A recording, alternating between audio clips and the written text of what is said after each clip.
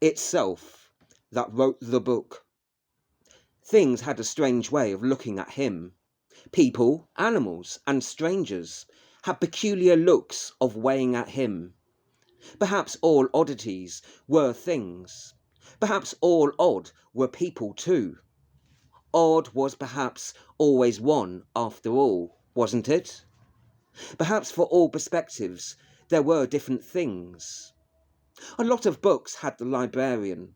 They kept him in a large library. The many accumulating books had collected him over a long time. Sometimes the books gave him away, even for free. Yet sometimes he was so costly or unknown, the books could not pay people to read him. The books traded him. He rested, though, in cobwebs, on dusty shelves, where a lot of the books that had picked him up were reasonable, though. Some even free, even if they couldn't give or sell him all away. Many of the books traded him, though, for other characters, so that he was often storied around into different moves.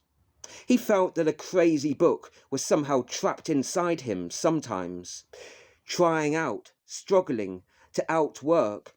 What was it all about? And mystify the solution. The books got fed up, though, only being surrounded by him. They needed more than just him. Books weren't all about life, surely. There had to be more to the books than just endless life.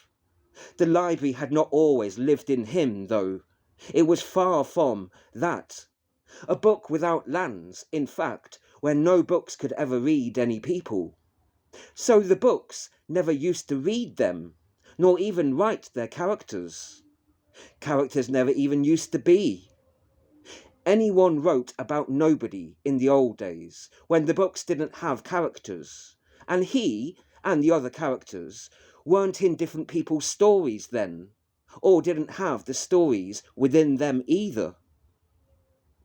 Why party with people, work with people, struggle with people, when you can read people about, or write them about too? Yet did the people write the truth about others, about the authors? Were writers honest in how they peopled the books? Honestly, they could be sometimes. Yet all the time they were not, and growth had distorted. We wronged imaginary things of each other sometimes. Factions forgot us. Or we were remembered by irrelevant or even distorted factions. Nevertheless, great insights had the stories, and showed much humanity about truth and the world. Stories could be challenging by how we thought of the world, and many, not just the libraries, like to be questioned by the stories, to mystify the answering questions, to idealize the challenges. Some awful dreams had the poor librarian, with the books, desperate to rescue him from burning down. They'd rushed in to grab as many of the old sacred librarians as possible. Whilst books of masses were burnt all around, they all surrounded a thick cloud of smoke. Only a few of the burning librarians were then rescued, though, singed and in desperate pain sometimes, but now missing pages too. But the flames had been engulfing the librarians, but now it was extinguished. The books had then carried them out, whilst the library consumed the rest of the fire, in shock, and then panting away furiously. What was left of the librarians was then carried away to dark caves, where what was left of the pages could then be cared for. And even if only remnants of it survived, somehow the caves to the visitors of the lost knowledge would gather on regular visits to hear patchy readings of the old librarians who had to down lie in the caves of old. Read about what was the old writings of the left. It was librarians for the hard, though as they were often mentally out of it because of the pains they were still in. and in pain also, because they were now out of the beloved libraries now. Consciousness went in and out of them. Heavy drugs took them for the first few months, before finally the librarians of the first were carried out on stretchers to return to those scorched, blackened remains of where once had stood the old great libraries of the worlds. Now nothing felt all to the librarian of grief, as shock was still in him. Other books had rescued small handfuls of other librarians. The flames had escaped from some. The silent, stunned librarian of old was informed whilst being carried back to the remnant of the caves, having seen the awful losses, now of the proof that the place was really an incredible, ancient world.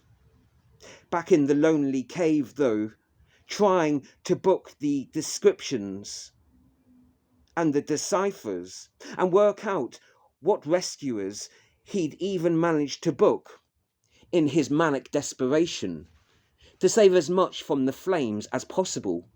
He'd wished he'd asked what other saviours had been librarians. Were there dark caves resting in many of them? He knew not.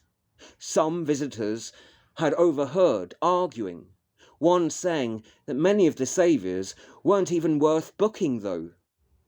They were read books, never older any more, though.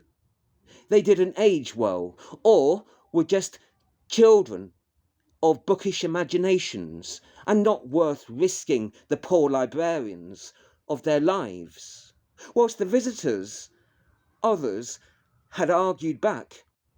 They back-argued that all important were books, and that much of lost now had been historied. They had all historied a part of their loss. The drugs and the pains had strongly a deep hold on him, though. He held on to the drugs and the pains. The consciousness still drifted in and out of him, though. In and out of the cavernous discussions, as the hushed in arguing whisperings round the flickering little candles, with 100 dried out pages spread all around the cave, each resting placed under some rock so they wouldn't be swept away. The book has to remember the rest of you. It has to, a voice had cried out from the dark to the resting, down-lying librarian in the dimly lit cavern, struggling to upsit himself. Or were they crying it out to each other and not to him? He didn't know where the voice was directed to. What did the books do to you? A man in a uniform, lit up by the small candle flame close to his side, who was approaching him. He saw the face glowing in the candlelight on the table beside him. You shouldn't have risked your papers for some stupid old life, his daughter said by his side, appearing on the other side of the cavernous bed. Delirious, though, was he at the time, and answer them he could not. Are these books of the all?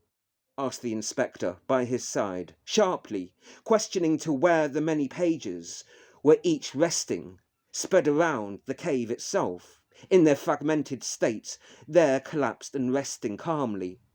Some, like the librarian, though, were only missing many of their pages perhaps, but still only partly missing. You risked all of those books, for what? For some old lives? The daughter persisted in her questioning, though kneeling down by his side to care for the wounds and change the bandages on them. If you can remember, if you can book any of the other rememberings, then began the officer, as the other uniformers carefully calculated and collected the remnants of the other pages, with kid gloves on, doing it with care. Let us think if you know of anything else, the inspector then added, ordering him and taking away his daily rememberings from the day before, then before leaving himself. Honestly, you should not have let the books bring you here, the daughter then scolded the father, although a little more carefully. From the uniforms, they had then disappeared from the Cave of Shadows. You should have burned the watch. You should have burned them watch, like all the others, said the daughter, taking his gaze from the note that he was on, and candling a page in the burning. Even drowsy, he then gasped to see her doing it, and pushed her hand away, holding the burning page, smothering it in the folds of the blanket. Suddenly the dream awoke from him. He sat upright in bed, looking at the blanket, as if real flames might have been there, and not imaginary ones from the dream. Yet it was as before, though. His ordinary bed lay there, unconscious, doing nothing, but still unburnt. Yet its blanket covers looked like they'd been tossed around by some wriggling creature. He looked to the bedside table, seeing the many books, towers of them scattered around, and saw the vast amount of the shelves, still all booked around him, with the bookshelves crammed out of every wall. The old library. A nightmare it had been only, hadn't it? Glad to be awakened, though, to an unburnt library, and in a body not inflamed. Tea made by the librarian for himself, and his visitor, the morning lights turning him on, or up a little. They didn't want him too bright, though, of course. Kept him dim in the mornings. Not so in later mornings, but in the earlier mornings he was kept dimmer. An hour's silence had him, before his first visitor would see him. So he had some thoughts to time alone, before the other worm books turned down, or whatever they called themselves these days. He saw clients or customers, call them will you what. They were problems with people, like he was too. He was a problem to others, though they all had different faces to challenge. Many stories were often missing people. They didn't have any characters in them. And many visitors to the library and the librarian felt the stories were not part of them. They needed relationships, relations they could characterize, some kind of lives that made sense of the stories.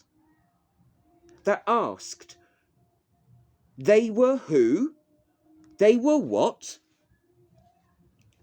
Many felt that meaning lacked them inside its life. There was a reason for searching, and not just a search for reason.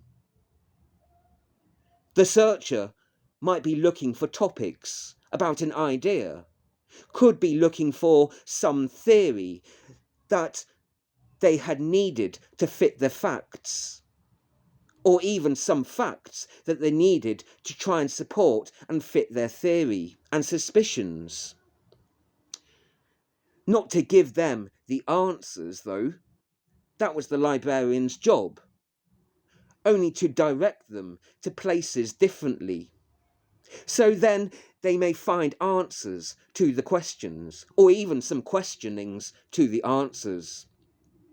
For those that were themselves doubting, as did many, including the librarian himself. The silencer had enjoyed an hour with him. Thoughts lost in the day, as different memories recalled him, in different places, in the days and weeks before. Back thought about some old relatives, not since yesteryear, due soon for their annual visitations, caught in the old cycle, as they all were. As was it the cycle that they were all courting, who knew, many olden times, thought of him fondly. And sadly, it was an emotional hour with the silentor, who was with him that first hour, who spoke never, only said it was not good for the librarian to time all the takings, or even to time all his writings either.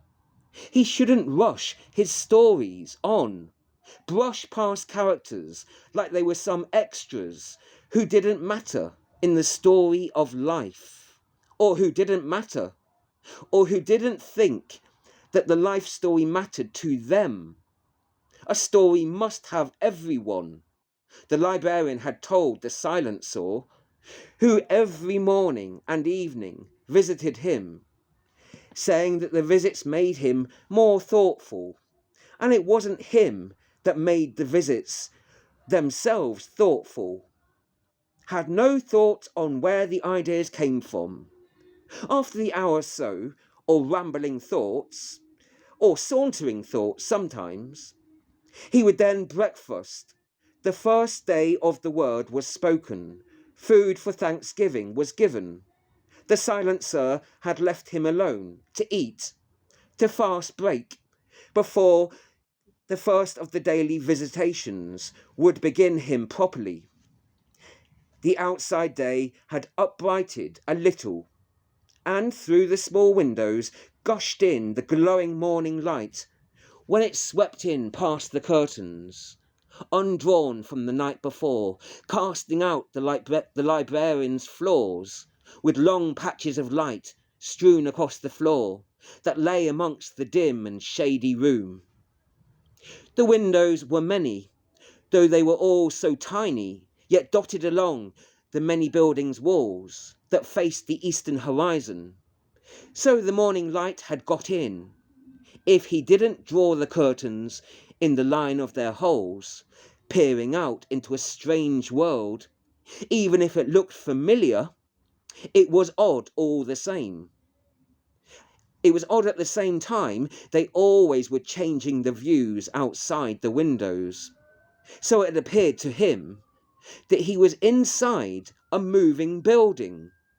He'd even written a book about it in a story, depicted a character trapped in a mobile library that got travelling about to various crazy places, that either seemed to love books and chased after all the poor librarians locked inside the bolting, or they were locked inside the bolting travelling librarians, that or they were characters that were after them, sometimes the book haters, with flames, torches giving chase in the stories. They'd sent it.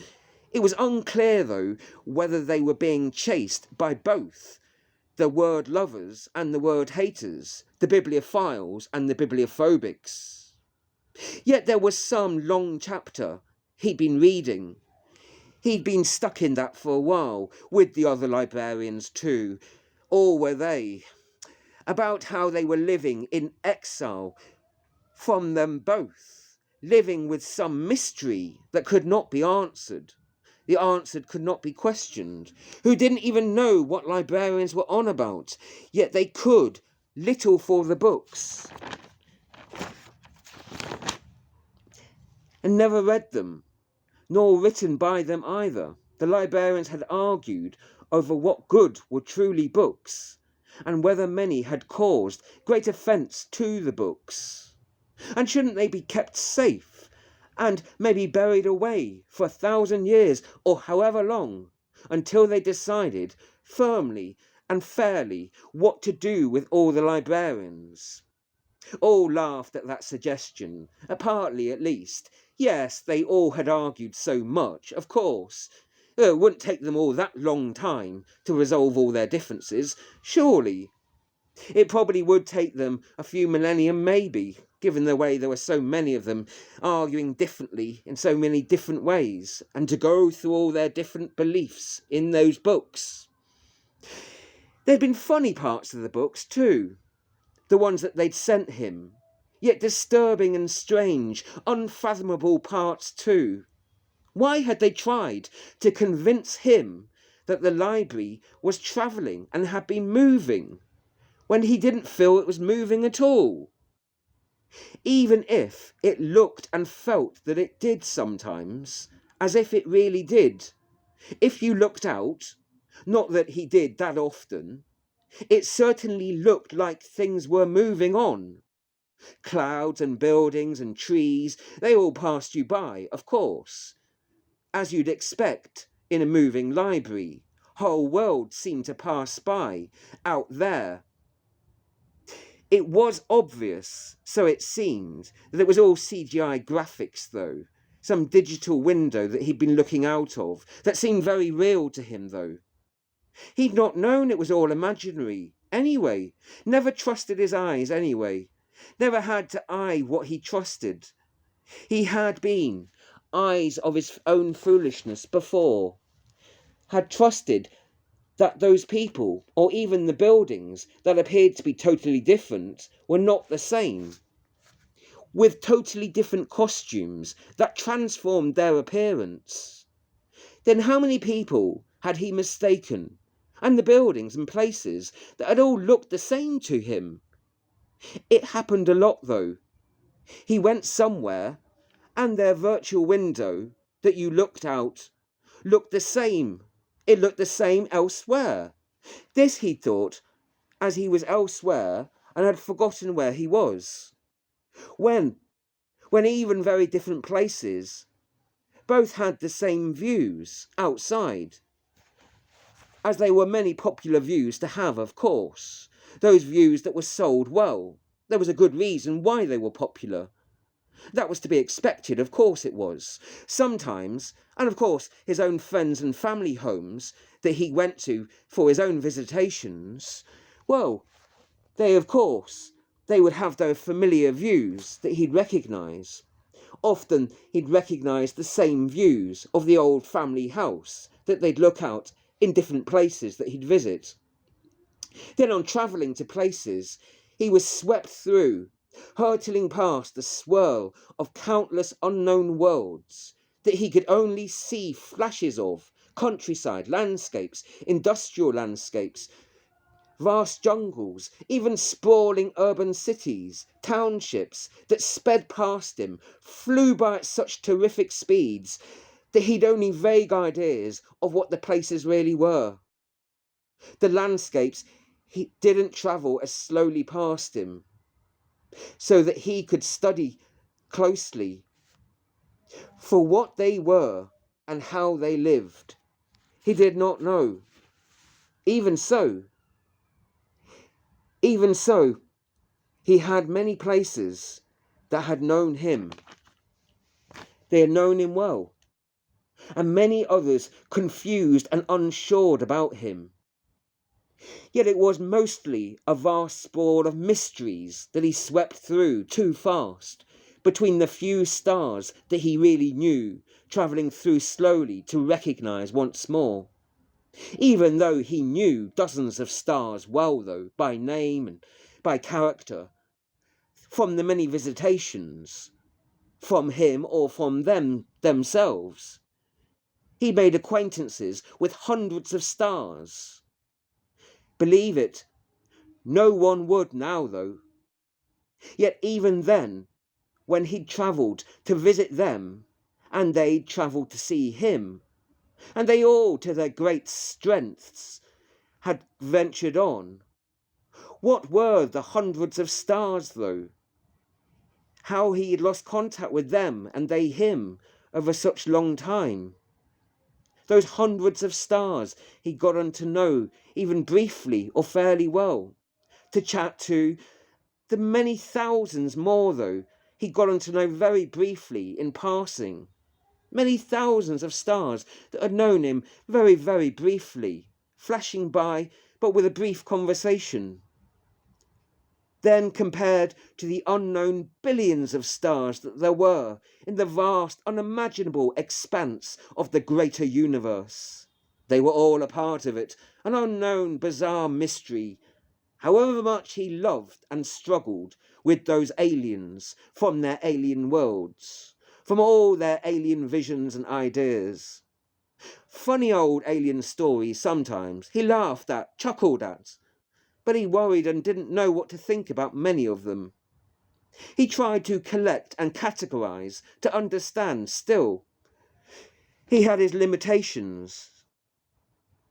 Didn't everyone have alien stories they were characterized by, though, sometimes? Were even trapped in sometimes?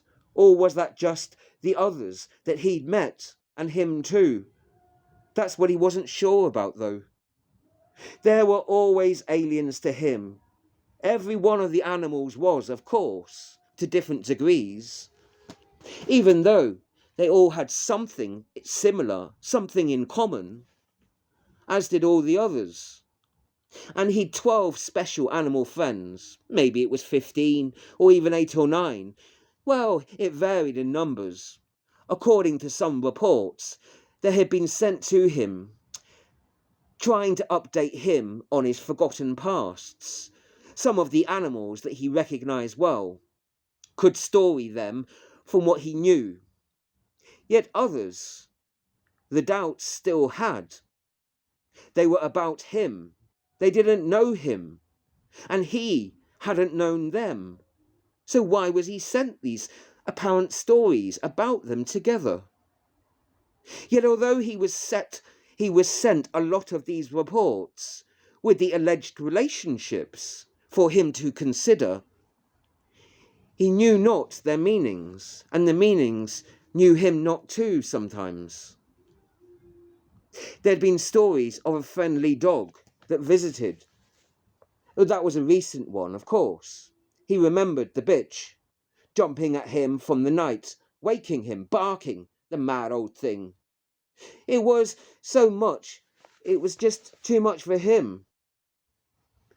Barking so loud, if so much, and the cat had lingered outside or someone passed by, he'd be barking like mad, barking at anyone that he could happen to hear nearby. Rarer in the night, fortunately. How could he forget her? Of course, her disgusting slobbering, licking at his face, even if she meant well, slobbering and licking over his fingers. And that was a kind gesture of her. He recognised that. When he was asleep, though, and she began licking his mucky fingers. She was funny, though, in her own way, a bit of a laugh sometimes. Amused by very silly things, stupid but funny games, and a delight, a joy, like a child. He loved to play around with her sometimes. Made out of practically nothing, they could have fun games with just a stick, a small ball, or nothing. Yes, they could play games out of nothing.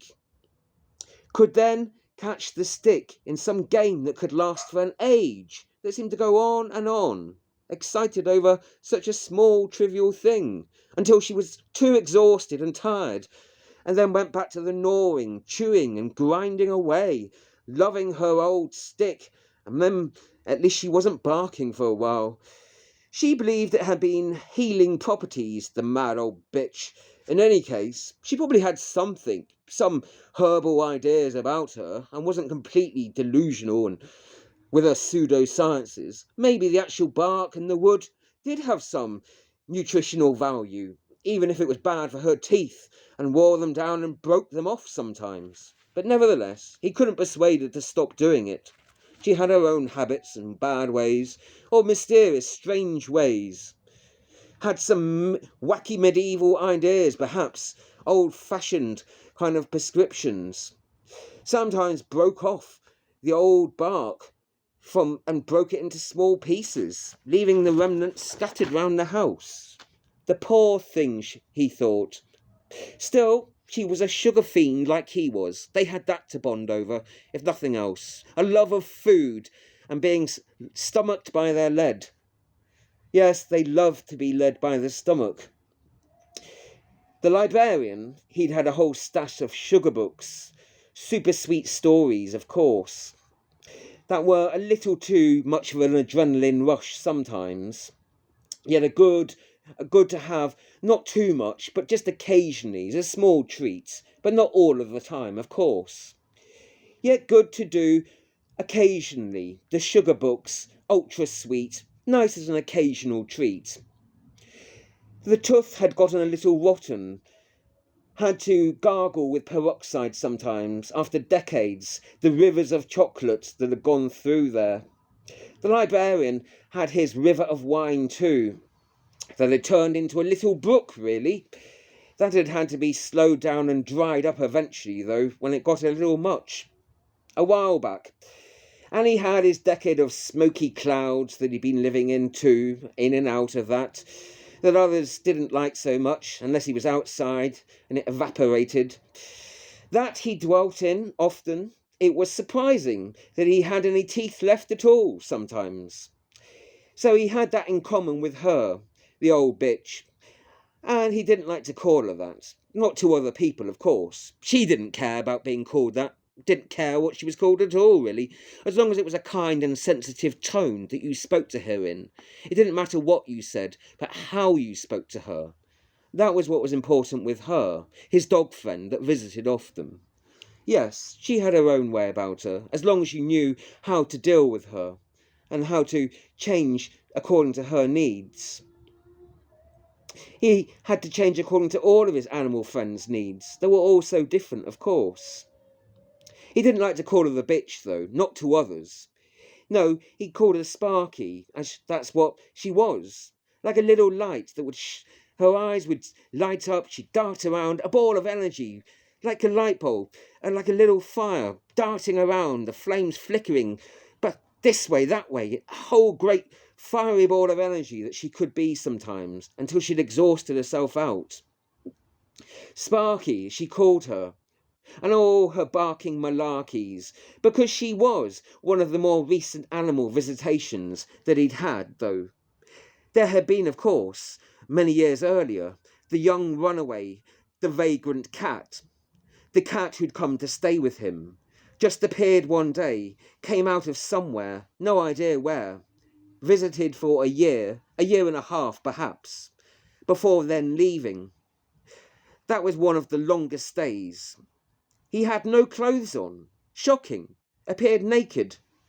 Only his beautiful, yet a very shabby, old fur coat that was in a really bad state. Mucky, it was covered in soot and really grimy. Needed a thorough scrub and a really good wash.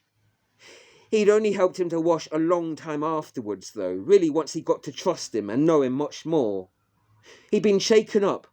Old Tomcat couldn't talk, didn't say a word, was mute, said nothing. Made strange, weird cries now and again, though, and purred very gently when he was happy and satisfied, though.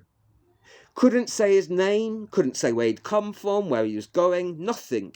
Seemed to have no life plans, didn't know where he was from, what family he'd come from. He could talk of nothing. What a mysterious character to arrive. And to arrive right out the blue like that. Just didn't know who he was or what he was about. Couldn't be more alien than that in some ways. He had to try and sense from whether his cries, where it happened and what it seemed to mean, what he was crying at, and try and interpret those. He'd arrived looking quite scruffy, with his old grubby, mushy, mashed up coat, and also with a cut ear, and also some scratches.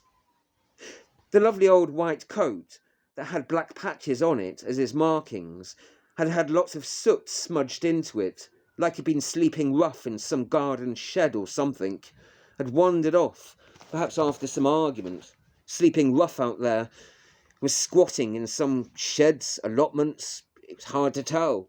Finally, after some time, once he'd been able to trust him, after many days, and finally being able to give him a thorough wash, once he seemed calmer enough, he was quite timid though for quite a while, once he finally learned to trust him. Then, after consenting to the wash, and after eating another fish supper, that he did like to eat quite regularly, and he was very glad to, and drinking a little of the milk as well, as he really loved, as well as also some medicine that he gave to him within that. And gradually the wounds on the ear, the deep cuts, began to heal up, leaving their scars behind, and then he was given his own small bed to rest in within the house. He was a little poorly for some time, seemed to have some issues with his digestive, something internally. Yet within some days, that seemed to clear up after the medication and the antibiotic treatments. He was able to be even more active and to play around and go around exploring the house at that point, and began wandering around much more. And then the rest of us too. He was questioning and looking around, but silently, as of course he was still a mute back then and couldn't speak a word. Still made his old strange cries and calls that we had learned much more to recognise and interpret. He was scenting the place, smelling every inch and every part of it, every nook and cranny, every person that he wearied over, searching them, smelling them deeply at different times. And I remember one of the others was quite upset and claimed that he'd splashed all over one of the bike covers that had been outside. He'd scented it all down. He'd splashed all over it. Disgusting, one of the other visitors had claimed, saying that he was absolutely disgusting. Sick to do that. What kind of person does that? You know, Tomcat is absolutely sick. He needs to be house trained. She gone on a long lecture, leaving foul smells all over the place, splashing all his muck down on other people's things, even if it is outside in a garden. He was primitive and backwards and disgusting, she got on lengthily lecturing, repeating herself as well. And he hadn't cared at all himself, yet he could sense that she was angry. It was only there and on the bike cover that was actually, that he'd splashed on though, and that he'd mucked up. Nothing else. He did all the rest of the dirty things in the actual garden, the others had said, defending old Tomcat. I said, really, that was an exception, and the bike cover could be moved and washed, and those covers were washed. And why make such a big deal of it? Others had argued back to the complaining housemates. Poor Tomcat hadn't done it on purpose to upset her. He'd sprayed and mucked about in the place. He'd known no better at that time. And of course, he'd done a bit of bad business, toileting, mucking around and pooing in the house sometimes. Yes, he had his accidents. Of course, he still had some issues. But I felt sorry for him, said one of the others. We all did. Okay, we tried to encourage him to go out when he could, and pushed him out, encouraged him out when he needed to go to the toilet. Sure. And it took a long time to train him to do that. He had a lot of issues, slept rough, and came from a background probably without any parents. He didn't know any better, the others had said, protesting in his defence, despite the fact they too were quite wary, picking up after him and cleaning him, and having to constantly encourage him to go out to his little door that they'd constructed for him, pushing him out there every time he seemed to want to go and do another mucky business in some corner of the house. Still, despite their frustrations, they'd still defended him when he occasionally relapsed and muckied up somewhere in the house sometimes. Usually, though, they were out when he did it. Usually he did his dumpings, his dirty business outside though, and much more after he'd been encouraged more to go out. He did the dirty business out in the garden, well away from the rest of us, where he knew if we caught him doing it inside again, we'd get upset, as we had done, and maybe shout things that he wouldn't understand sometimes, and as many had done. When he'd been blatant, uncaring, sometimes when in anger, he'd just done it right in front of us, took a dump on the floor, even though he could well have got to the door quite easily, and by that point, he had been going out and doing that regularly. Why he'd relapsed at those points, we didn't know always. Some issue. Within books, he went crying out. He went crying out his weird, undecipherable cries. No one could tell what he was on about still. He would cry a lot of the time in a very high-pitched sound. Well, he could not form real words. He had some serious disability, so we could not know exactly what he was saying from the words alone, but only from the tone of it, where he said it, and also how long that he went on. We had to interpret where he was, when he was crying out, and what the tonnage was. So it took some time for us to decipher that. Though if he was near the door crying, then it was a good sign he wanted to go in or out, and that was obvious enough. If he was by the kitchen, then he might want food. If he was meowing just by a person, crying for them, we wouldn't know what he was crying for the person to do, though. That was a struggle for us all sometimes, with poor old Tom, when he was desperate for us to do something for him, but we wouldn't know what. He was a pleasant young chap sometimes, though, when he calmed down and got used to us and was able to communicate even if a little bit for his essential necessary needs, for fooding, toileting, drinking, and having somewhere to sleep, where he felt reasonably that he knew some people there. He could be quite friendly once you got to know him, settled down sometimes. It had taken him a long time. In those weeks of spring, some months after his arrival, though, he began returning with more dirty coats once more, mucking himself up, and then had a bad red cut, bleeding from his face one time. That left him forever known as Scar Nose, to some of the housemates anyway, even if others didn't call him that. He didn't care what he was called anyway, although he recognised, eventually, Tom as his name, even though, if he said something else it rhymed with, he'd often confuse it with that. In any case, he was often then known as Scar Nose, even though others didn't like to call him that.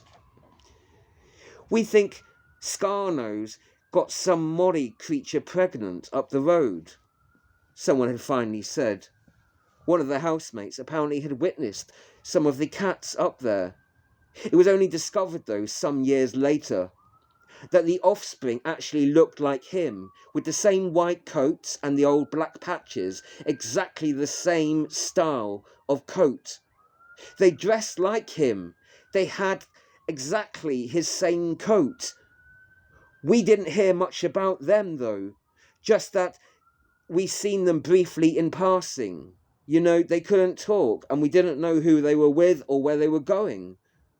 As old Scar Nose long ago had upped and left, taken off with some new friends that had visited us, and then formed a very close connection to old Tomcat, or Scar Nose, or whatever they chose to call him after that.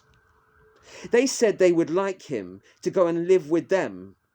He adopted them and he chose them, they claimed. Who knew? And perhaps old Sparky the dog, who'd still been staying with us and visiting regularly during her long visitations, perhaps the old bitch had scared poor Tom away. After all, she was always chasing us all around and barking, and we were big and could stand up for ourselves, but poor old Scar Nose struggled to and didn't know her ways and temperaments. Still, old Sparky couldn't help the way she was. And that was the way it was. Sparky's visitations had gotten more regular, and then the feline companion, old Scar Nose, Tomcat, had got wary of being barked at and chased to the door, having to dart at it, only rushing and jumping out of the door because she was so quick. But nevertheless, even when he stuck his nose out, barking as she darted off into the garden, still, she often then felt unwelcome then in the house. Just in jest, and he was only doing it for fun. Just in jest, as a game, and by nature. Sparky, she was just like that, though, and couldn't help it, mad in the head. Chased everything and everyone, everything that moved, for fun sometimes. Got into trouble herself. Even tried chasing a bicycle at one point, and ended up having an injury. Crazy. But nevertheless, she had a serious problem and could not think rationally sometimes, needed support, couldn't go out on the busy road sometimes with her without being careful. She'd had that serious bike accident. Why was she chasing a bike? Others said, but the more serious question, why were others with her and allowing her to do that? And that bike would never hit her, and she wouldn't have had that injury otherwise. Nevertheless, mistakes were made when we didn't know she was quite that mad or irrational, and never imagined she would go off into a road, chasing after a bike, out of sheer joy and delight. But nevertheless, we knew she chased people at home, just hadn't imagined she'd chase her after a bike. Still, she was always surprising us. She chased others round and round in circles, chased herself in small little circles, but never quite catching hold of her own tail. Yet never quite able to really escape her own circles she went round and round from doing.